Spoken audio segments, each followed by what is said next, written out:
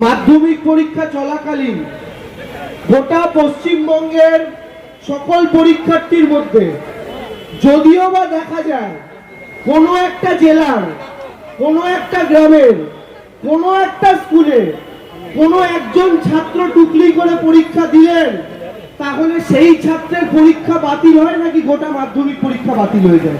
আমি আপনাদের কাছে জানতে চাই। আজকের দিনে এই সিস্টেমই চলছে। মুড়ি মুরগি এক করে ফেলা হচ্ছে। যোগ্য অযোগ্যদের বিভেদ করতে যাদের দেখার কথা তারা দেখছেন না।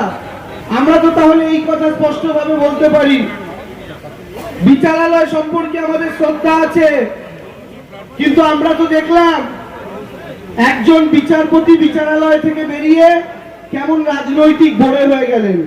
তাহলে একই নিয়ম অনুযায়ী আমরাও কি এই একজন বিচারপতিকে দেখে বাকি বিচারপতিদেরও কল্পনা করব যে বাকি বিচারপতিরাও তাহলে একই পথে হাঁটবেন, সেই কারণে এরকম রায় বেরোচ্ছে, সেই কারণে প্যানেল বাতিল হয়ে যাচ্ছে? না, এই জিনিস কখনো করা যায় না। আমি শুধু এইটুকু আপনাদের বলি, ডাক্তাররা বলেছেন 26,000 থেকে শুরু করে এর আগের 31,000 এবং ভবিষ্যতে আবার শুনছি 59,000 নিয়ে টানাটানি চলছে।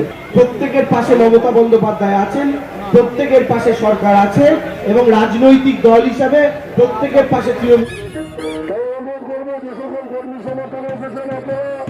আমাদের এই মিছিলে সারি করতে হবে, সহযোগিতা সবাই মিলে করুন। আমরা